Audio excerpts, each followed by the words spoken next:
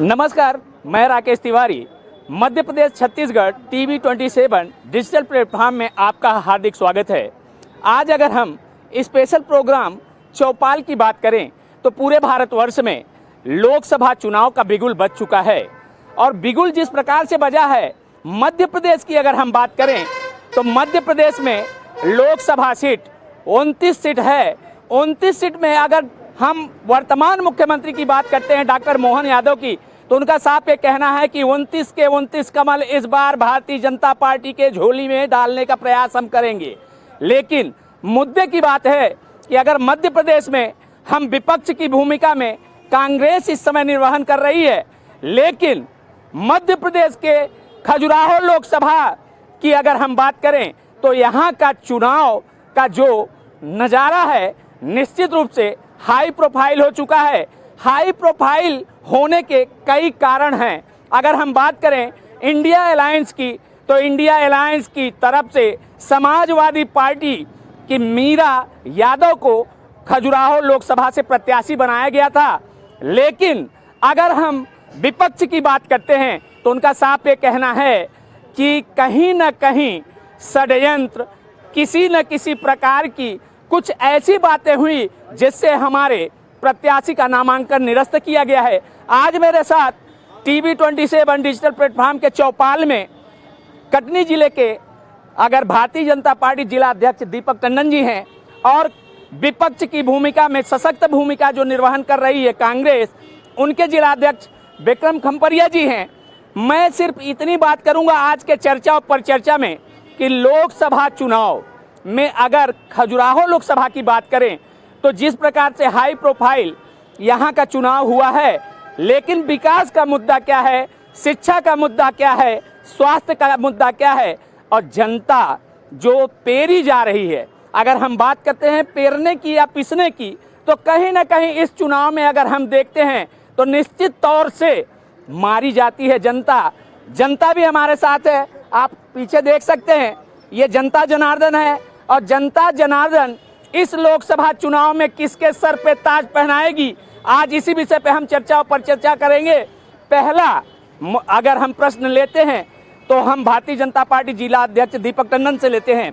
दीपक जी, अगर हम बात करें जिस प्रकार से लोकसभा चुनाव की परिणति देखने को मिल रही है, विकास के मुद्दे अगर हम देखते हैं तो कहीं ना कहीं विकास के मुद्दे विपक्ष का ये कहना है कि ये सिर्फ धरातल पे देखने को नहीं मिल रहे हैं, कागजी कार्रवाई में देखने को मिल रहे हैं। इस पे क्या कहेंगे आप? सबसे पहले तो मैं आप सभी का स्वागत करता हूं और दूसरी बात करता हूं कि यदि विकास और विनाश की यदि हम बात करते हैं तो विकास और विनाश में अंतर मैं आपको 4 लाइनों में स्पष्ट करता हूं। इसके पहले देश में हमारे कांग्रेसी सरकार रही 55 साल, फिर बीच में 10 साल हमारे माननीय यहाँ पर मनमोहन जी आ गए, फिर उसके बाद करप्शन 1.5 साल के लिए को लाए थे कमलनाथ, हमारे जो करप्शननाथ है, केवल करप्शन के अलावा कुछ नहीं हुआ। और उसके पूरे यदि मनमोहन जी की सरकार की बात करें तो 2G 3G घोटाले से एक तरफ से भी घोटाले गिनाऊंगा तो अभी केवल यहाँ बैठ के 2500 घोटाले गिना दूंगा। तो विनाश और विकास की यदि मैं बात करता हूँ तो यदि आयुष्मान कार्ड की बात करें तो प्रत्येक व्यक्ति को जो 5 लाख रुपए तक का स्वास्थ्य का इलाज का आयुष्मान कार्ड मिल रहा है। प्रधानमंत्री आवास की बात करें इस देश के अंदर और मध्य प्रदेश के अंदर, यदि पूरे देश के अंदर यदि रोडों की बात करता हूं तो पूरे देश के अंदर और मध्य प्रदेश के अंदर पूरे जो काली रोडें आप 4 लाइन और 2 लाइन जो देख रहे हैं केवल भारतीय जनता पार्टी के नितिन गडकरी जब से हमारे मंत्री बने उसके बाद से लगातार जो काम चल रहा है। यदि मैं बात करता हूँ नल जल योजना के माध्यम से तो प्रत्येक मध्य प्रदेश के घरों में जो पानी पहुँचने का जो काम हुआ नल जल योजना के माध्यम से। यदि मैं बात करता हूँ तो स्व सहायता समूह के माध्यम से जो प्रत्येक घर की महिला को बाहर निकालकर उनको काम, जितने भी सरकारी काम आते हैं स्व सहायता समूह की महिलाओं के माध्यम से वो काम किए जाते हैं। विकास की दीपक जी विकास की अगर मैं बात करूं तो आपका कहना यह है कि अगर खजुराहो लोकसभा की बात करते हैं, खासकर कटनी की बात करते हैं, तो भारतीय जनता पार्टी के माध्यम से विकास चौमुखी हुआ है। लेकिन विक्रम जी अगर बात करें भ्रष्टाचार अभी अध्यक्ष जी ने सीधे सीधे प्रहार किया है कि करप्शन का जो बात किया है, कांग्रेस के ऊपर सीधे सीधे भ्रष्टाचार का आरोप लगाया जा रहा है, क्या कहेंगे आप? कांग्रेस के ऊपर जो भ्रष्टाचार के आरोप लगाए गए हैं तो वो मनमोहन सिंह जी के ऊपर कोई आरोप नहीं था, कांग्रेस पार्टी के ऊपर कोई आरोप नहीं था। इलेक्ट्रॉनिक बॉन्ड के नाम से इस विश्व का सबसे बड़ा घोटाला, जिसपे भारतीय जनता पार्टी और भारतीय जनता पार्टी के प्रधानमंत्री इन्वॉल्व हैं, इससे बड़ा घोटाला कोई नहीं है। कांग्रेस के समय यदि घोटाला हुए थे तो घोटाला करने वाले सारे उस समय जेल में थे, जिनको इनकी सरकार आने पर छोड़ दिया गया। तो घोटाले के सरताज ये हैं, युवाओं को रोजगार छीनने के सरताज ये हैं, देश में महंगाई बढ़ाने के सरताज ये हैं। विक्रम जी का साफ ये कहना है कि घोटाला का अगर सरताज है तो वो भारतीय जनता पार्टी है। मैं अगर दूसरी बात करता हूँ, मैं जनता की अदालत में जानता हूँ। मैं जिस प्रकार से अगर बात करें भाई साहब, अगर देखा जाए आपने कांग्रेस की भी नीति को सुना और भारतीय जनता पार्टी जो आरोप लगा रही है, लेकिन कांग्रेस उसका उत्तर दी कि घोटाले की सरकार और सरताज है भारतीय जनता पार्टी। आप क्या कहना चाहते हैं? इसके लिए तो अपन किसी को जवाबदार नहीं ठहरा सकते बिना इस पे जनता, बाबू जनता है, जनता साफ साफ बात करती है कि मैं इस पे किसी को भी जवाबदेही निश्चित नहीं करवाना चाहता हूं। आज हमारे साथ गोंडवाना गणतंत्र पार्टी के भी सदस्य हैं, मैं उनसे बात करता हूं। आपने अभी भारतीय जनता पार्टी की बात को भी सुना, कांग्रेस की भी बात को सुना, लेकिन अगर भ्रष्टाचार का मुद्दा जब आता है तो इस पे क्या कहना चाहते हैं आप लोग मुद्दा सेट करके क्यों चलते हैं? मीडिया मुद्दा सेट कर रही है। ये दोनों चोर चोर मौसेरे भाई हैं। चोर चोर मौसेरे भाई कौन कौन? अरे भारतीय जनता पार्टी ने तो सारा कुछ उठा के प्राइवेट कर दिया। अब भर्ती काहे में होगी, घोटाला काहे में होगा? रोडे दे दिया पब्लिक, रोडे दे दिया कंपनी को, ट्रेन दे दिया कंपनी को, इंश्योरेंस दे दिया इनको, SBI का जो है बॉन्ड उसका पूरा पैसा बीजेपी अपना खा रही है। तो इनका और उनका कोई वो नहीं है। इनके यहाँ से कांग्रेस से लोग निकल के भाजपा में चले जाते हैं। गोंडवाना गणतंत्र पार्टी ने दोनों पार्टियों को कटघरे में खड़ा करते हुए बोला कि चोर चोर मौसेरे भाई। हमारे साथ बहुजन समाज पार्टी के भी लोग हैं, क्या बोलना चाहते हैं आप? भाई साहब, हमारे साथ बहुजन समाज पार्टी के देखा जाए तो खजुराहो लोकसभा प्रत्याशी भी हैं हमारे भाई साहब। क्या नाम पड़ेगा साहब? मेरा कमलेश कुमार पटेल नाम लिखते हैं मैं। जैसा आपने देखा भारतीय जनता पार्टी ने क्या बोला, कांग्रेस ने क्या बोला और गोंडवाना गणतंत्र पार्टी ने क्या बोला, क्या इन तीनों की बातों से आप सहमत हैं क्या? अब सहमत तो ऐसा है कि यहाँ की पब्लिक की भावनाओं को देखा जाए, उनकी आवश्यकताओं को देखा जाए तो पता चलेगा कि इन्होंने जो काम किए, खासकर जो सत्ता में रहे हैं, कितना अच्छा काम किया, कितना हित का काम किया और कितना इनको जो है चूसने का काम किया। कमल पटेल जी का साफ ये कहना है, मतलब आप आईना दिखाने का प्रयास कर रहे हैं। बिल्कुल बिल्कुल आईना दिखाने का प्रयास कर रहे हैं। कमलेश पटेल जी बहुजन समाज पार्टी से खजुराहो विधान लोकसभा से प्रत्याशी भी हैं। अगर हम बात करते हैं तो सीधे सीधे आईना कांग्रेस और बीजेपी को दिखाने का प्रयास किया है। दीपक जी क्या बोलना चाहते हैं इस पे? आईना तो वास्तव में भारतीय जनता पार्टी ने अपना सफर 2 सीटों से प्रारंभ किया। 1980 में अटल जी और अडवाणी जी के नेतृत्व में जब 2 सीटें आई थी हमारी, वो भी 2 सीटें ऐसी आई थी कि जो एक आंध्र प्रदेश में, एक गुजरात में, वही हमारे सहयोगी मजबूत थे इसलिए आ गई थी। और उस समय से अटल बिहारी जी ने आईना दिखा दिया उस दिन कि आने वाले समय पर इस देश में जो राष्ट्र के लिए सोचेगा, इस समाज के लिए सोचेगा, वही राज करेगा। और आज कांग्रेस मुक्त जो भारत की बात मोदी जी कर रहे हैं आप सबके सामने है। 303 सीटों के साथ पिछली बार आए थे, इस बार 370 सीटें लाने का हम लोगों ने संकल्प लिया है केवल भारतीय जनता पार्टी का। और एनडीए को मिलाकर 400 पार का जो नारा दिया वो चरितार्थ होते हमको दिखाएंगे। उसके पीछे अब मैं बताना चाहता हूँ, आईना इनको दिखाना चाहता हूँ। 55 सालों में क्या हुआ, ये भाजपा वाले भी थे, गोंडवाना वाले तो कल समाज बांटने के अलावा कोई काम करते नहीं है।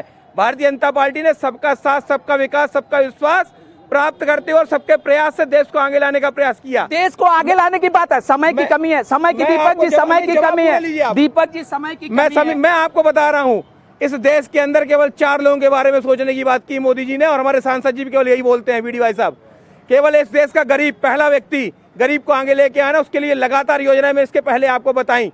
आज इस देश के अंदर गरीब कल्याण की अन्य योजना से लेकर, आयुष्मान कार्ड से लेकर, आवास योजना से लेकर, नल जल योजना से लेकर, रेहड़ी पट्टी वालों को ऋण देने से लेकर, महिलाओं के स्वाभिमान से लेकर, शौचालय निर्माण से लेकर, राष्ट्रप्रथम से लेकर, राष्ट्रप्रथम में राम जन्मभूमि से लेकर, 370 से लेकर, 3 तलाक से लेकर, ये सब विषय जो समाप्त करने का काम किया है, केवल और केवल भारतीय जनता पार्टी की सरकारों ने करके दिखाया बहुत बड़ी बात, बहुत बड़ी बात। एक चीज और मैं बताने का, जो मेरी मूल विषय है और मैं सबको बताना चाहता हूं आपके माध्यम से, इस देश के अंदर 4 चीजों की बात होगी।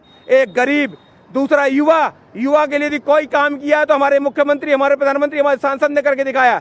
उसके बाद तीसरी जाति होती है हमारी महिला। यदि महिलाओं को हम लेके आएंगे, आधा समाज हमारा महिलाओं का है। और आज आप देखो, कोई भी सभा हो, हर क्षेत्र में महिलाओं को आगे लाने को लेकर 33% आरक्षण दिलाने का काम केवल भारतीय जनता पार्टी ने किया। 33%, 33%। सबसे बड़ी बात जो आ रही है, बहुत बड़ा आपके ऊपर अगर देखा जाए तो बहुत बड़ा बीजेपी ने आरोप लगाया है। क्या कहना चाहते हैं? मैं हमारे भारतीय जनता पार्टी के हमारे साथी जिला अध्यक्ष को धन्यवाद देता हूं कि उन्होंने कांग्रेस की जो घोषणा है, युवा न्याय, श्रमिक न्याय, महिला न्याय, उसको अपना बना के बताया। भारतीय जनता पार्टी 4 नहीं, भारतीय जनता पार्टी सिर्फ 2 लोगों के लिए, उन 2 लोगों का नाम अडानी और अंबानी है, उनके लिए काम करके इन्होंने दिखाया। कांग्रेस का साफ पे कहना है भारतीय जनता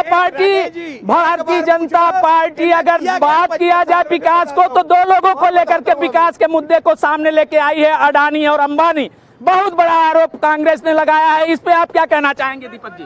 एक चीज बता दें, इस देश के विकास में जब सभी प्रकार के वर्ग के लोग लगे, मैंने अभी 4 जातियों की बात की आपसे, इस देश के अंदर केवल बांटने का काम, 4 जाति, गरीब पहली जाति रहेगी, दूसरी महिला, तीसरा किसान और हमारा युवा, ये 4 लोग के दिए हमने विकास कर दिया। और आदरणीय नरेंद्र मोदी जी 2047 की जो विकसित भारत की हम कल्पना कर रहे हैं ना, आने वाले समय में जब हम 2047 में अपना राष्ट्रीय ध्वज फहराएंगे तो विकसित, अभी हम 5वीं अर्थव्यवस्था में आ गए, इनके समय क्या थे, 47 हो जाएगी, तीसरी अर्थव्यवस्था में इस बार सरकार जब बन जाएगी ना, तो इस पूरे विश्व के अंदर भारत ये तो था राजनीतिक चौपाल की अगर हम बात करते हैं। लेकिन चौपाल में जो हमारे साथ चौथा स्तंभ भी है, मैं चौथे स्तंभ के पास जाऊंगा। हमारे साथ कटनी जिले के वरिष्ठ पत्रकार, स्थानीय यश भारत संपादक आशीष सोनी जी हैं, मैं उनसे बात करना चाहता हूं। जिस प्रकार की चले, न काहू से दोस्ती न काहू से बैर, अगर देखा जाए तो कहीं ना कहीं भारतीय जनता पार्टी कांग्रेस के ऊपर आरोप लगा रही है और कांग्रेस आरोप प्रत्यारोप भारतीय जनता पार्टी के ऊपर लगा रही है। लेकिन जनता का साफ पे कहना है कि विकास के मुद्दे पे कहीं ना कहीं भारतीय जनता पार्टी फेल नजर आ रही है। इस पे क्या कहना चाहेंगे आप? देखिए, लोकतंत्र में आरोप प्रत्यारोप तो चलते रहते हैं। भारतीय जनता पार्टी कांग्रेस के ऊपर आरोप लगाएगी, कांग्रेस भारतीय जनता पार्टी के ऊपर लगाएगी। ये तो लोकतंत्र का एक सिस्टम है। हर पार्टी अपनी योजनाओं को जनता के सामने लाती है और ज़्यादा से ज़्यादा कोशिश करती है बताने की वो कोई जनता की हितैषी है। कांग्रेस ने देश में 70 साल राज किया, उसके बाद 2014 में भारतीय जनता पार्टी को मौका मिला। भारतीय जनता पार्टी के प्रधानमंत्री नरेंद्र मोदी को सामने रखकर पार्टी ने जो काम किए हैं वो पूरे देश की जनता देख रही है, और कांग्रेस ने 70 साल में जो काम किए हैं वो पूरे देश की जनता देख रही है। तो जनता इस बात का स्वयं आकलन कर रही है कि किसको ज़्यादा समय मिला और कितना विकास हुआ, और भारतीय जनता पार्टी को कितना समय मिला और वो कितना विकास कर पाए। तो विकास तो एक सतत चलने वाली प्रक्रिया है। विकास एक सतत प्रक्रिया चलने वाली है।